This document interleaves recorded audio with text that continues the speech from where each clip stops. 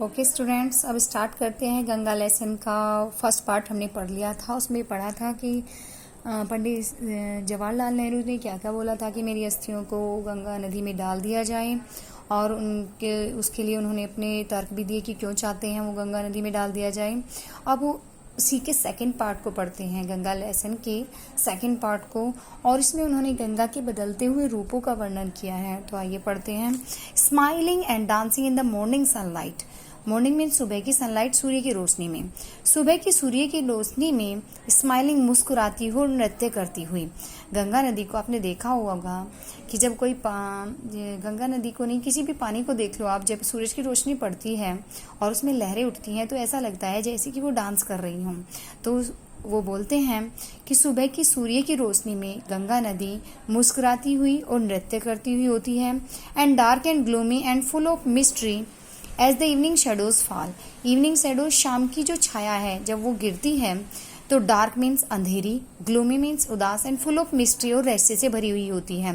तो शाम के समय जब सब तरफ अंधेरा हो जाता है तो जो गंगा नदी का पानी है उसमें अंधेरा हो जाता है और वो शांत हो जाता है और ऐसा लगता है जैसे कि वो रहस्यों से भरा हुआ हो। तो बोलते हैं कि शाम की छाया के समय अंधेरी, उदास और रहस्यों से भरी होती है। A narrow, slow and graceful stream in winter. और सर्दियों में तो नैरो मीन संकीर्ण हो जाती है, स्लो धीमी चलती है, और ग्रेसफुल एक सुंदर, स्ट्रीम मीन्स धारा बन जाती है। सर्दियों में संकीर्ण, धीमी और एक सुंदर धारा होती है। And a vast roaring thing during the monsoon. और जो मानसून का मौसम होता है, बारिश बहुत ज़्यादा होती है तो उसके दौरान वो कैसी होती है, वो वास्ट मीन्स विशाल, रोरिंग थिंग दहाड़ने वाली चीज़ हो जाती है। जब पानी बहुत ज़्यादा बढ़ जाता है और उसमें से तेज आवाज़ आती है तो ऐसा लगता है जैसे कि गंगा दहाड़ रही है। तो मानसून के मौसम में एक विशाल दहाड़ती हुई वस्तु होती है, ब्रॉड बॉसम्ड ऑलमोस्ट एज द सी। और उस बारिश के मौसम में वो ब्रॉड बॉसम, चौड़े सीने वाली हो जाती है जैसे कि समुद्र हो। गंगा की जो धारा है वो इतनी चौड़ी हो जाती है और ऐसा लगता है जैसे कि समुद्र हो। And with something of the sea's power to destroy. Destroy means नष्ट कर देना।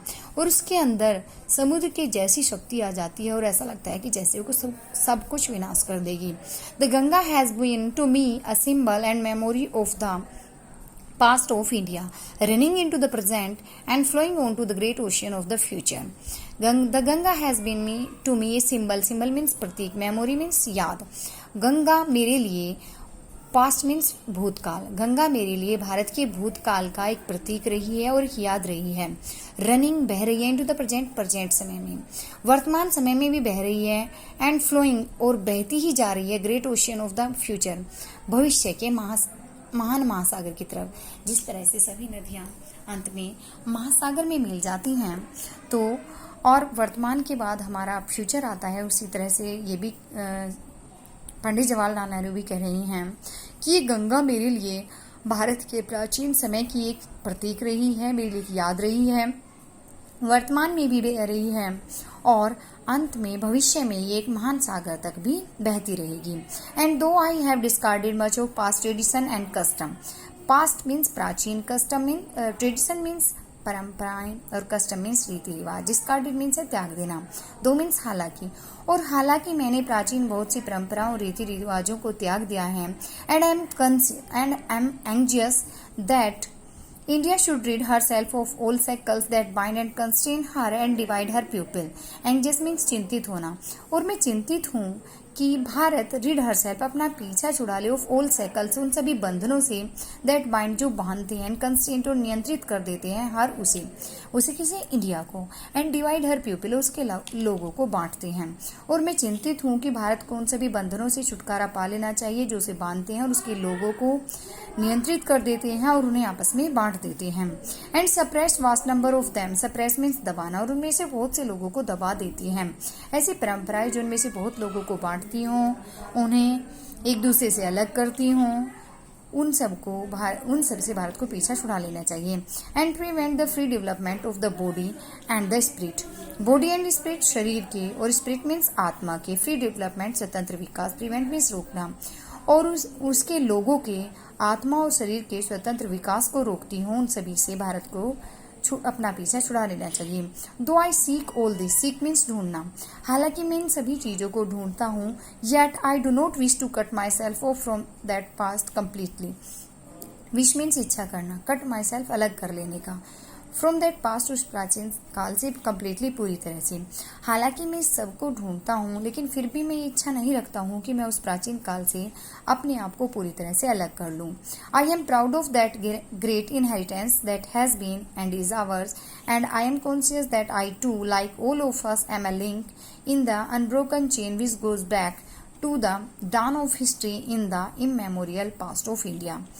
एंड आई एम कॉन्शियस, और मैं इस बात को लेकर कॉन्शियस मीन सतर्क हूँ, दैट आई टू, कि मैं भी, लाइक ऑल ऑफ अस, हम में से सभी लोगों की तरह से, आई एम ए लिंक, एक कड़ी हूँ, इन the unbroken chain, unbroken means उस अटूट चेन में, विच गोज बैक, जो वापस जाती है, to the dawn of history, इतिहास की शुरुआत में, in the immemorial past of India, भारत के उस अभूतपूर्व, उस चिरकालीन भूतकाल में। और मुझे अपनी उस महान विरासत के ऊपर गर्व है जो हमारी रही है और हमारी अभी भी है, जो हमारी विरासत रही है और वो हमारी विरासत अभी भी है। और मैं इस बात को लेकर पूरी तरह से सतर्क हूँ कि हम में से सभी की तरह मैं भी उस अटूट चेन की एक कड़ी हूँ, जो भारत के अभूतपूर्व भूतकाल में, जहाँ से इतिहास की शुरुआत है, वहाँ तक वापस जाती है। That chain I would not break, और उस चेन को, उस कड़ी को मैं नहीं तोड़ूंगा। For I treasure it, treasure means है सुरक्षित रखना, क्योंकि मैं इसे सुरक्षित रखता हूँ। And seek inspiration from it, inspiration means प्रेरणा लेना, और इससे प्रेरणा लेता हूँ। And as witness of this desire of mind, witness means गवाह, डिजायर मीन्स इच्छा, और अपनी इस इच्छा के गवाह के रूप में। And as my last homage, homage means है श्रद्धांजलि, cultural of, and as my last homage to India's cultural inheritance, culture means सांस्कृतिक, इनहेरिटेंस विरासत, और अपनी इस इच्छा के आखिरी गवाह के रूप में और भारतीय सांस्कृतिक विरासत के प्रति अपनी इस आखिरी श्रद्धांजलि के रूप में I am making this request, मैं ये प्रार्थना कर रहा हूँ, that a handful of my ashes be thrown into the Ganga at Allahabad to be carry to the great ocean that washes India shores. मैं ये प्रार्थना कर रहा हूँ कि मेरी अस्थियों का एक मुट्ठी भर गंगा में, इलाहाबाद में गंगा में डाल दिया जाए, टू बी कैरीड, ताकि उसे ले जाया जाए, टू द ग्रेट ओशियन, उस महान महासागर तक, दैट वॉशेस, जो धोता है, इंडिया शोर्स मीन्स किनारे, जो भारत के किनारों को धोता है। भारत के चारों तरफ महासागर हैं, तो इसीलिए कहा गया है कि जो भारत के किनारों तक धोता है, किनारों को धोता है। तो मैं and as my witness of this desire of mind, और मेरी इस आखिरी इच्छा के गवाह के रूप में। And as my last homage to India's culture inheritance, और भारत की सांस्कृतिक विरासत के प्रति मेरी आखिरी श्रद्धांजलि के रूप में I am making this request, मैं ये प्रार्थना कर रहा हूँ, that a handful of my ashes to be thrown into the Ganga at Allahabad to be carry to the great ocean that washes India shore. मैं प्रार्थना कर रहा हूँ कि मेरी अस्थियों का एक मुट्ठी भर इलाहाबाद में गंगा में डाल दिया जाए, ताकि वहाँ से वो उन महासागरों तक ले जाया जाए जो भारत के किनारों को धोते हैं। The major portion of my ashes should however be disposed of otherwise, major portion बड़ा हिस्सा, माइसेस मेरी अस्थियों का, हाउएवर हालांकि, डिस्पोज्ड ऑफ मीन्स समाप्त किया जाना, अदरवाइज दूसरे तरीके से, हालांकि मेरी अस्थियों का एक बड़ा हिस्सा दूसरे तरीके से समाप्त किया जाए। I want these to be carried high up into the air in an aeroplane and scattered from that height over the fields where the peasants of India toil, so that they might mingle with the dust and soil of India and become an indistinguishable part of India.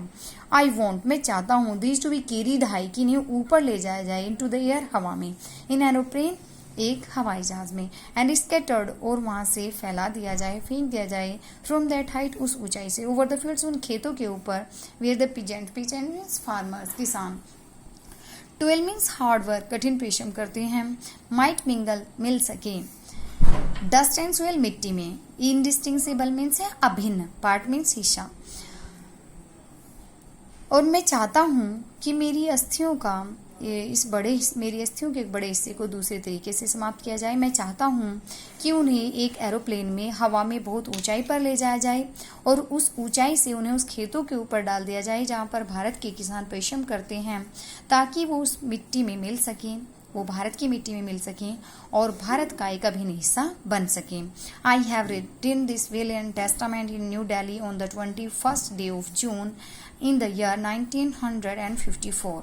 I have written मैंने लिखा है, this will अपनी इस इच्छा को and testament वसीयत को इन New Delhi नई दिल्ली में ऑन द 21st डे यानी कि 21 जून, और ईयर कौन सा रहा है 1954 1954।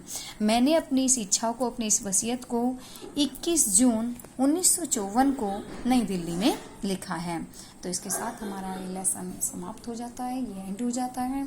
इसमें आपको कोई भी प्रॉब्लम है तो आप कमेंट बॉक्स में जाकर पूछ सकते हैं। मिलते हैं अगली वीडियो में, तब तक take care, stay home, stay safe.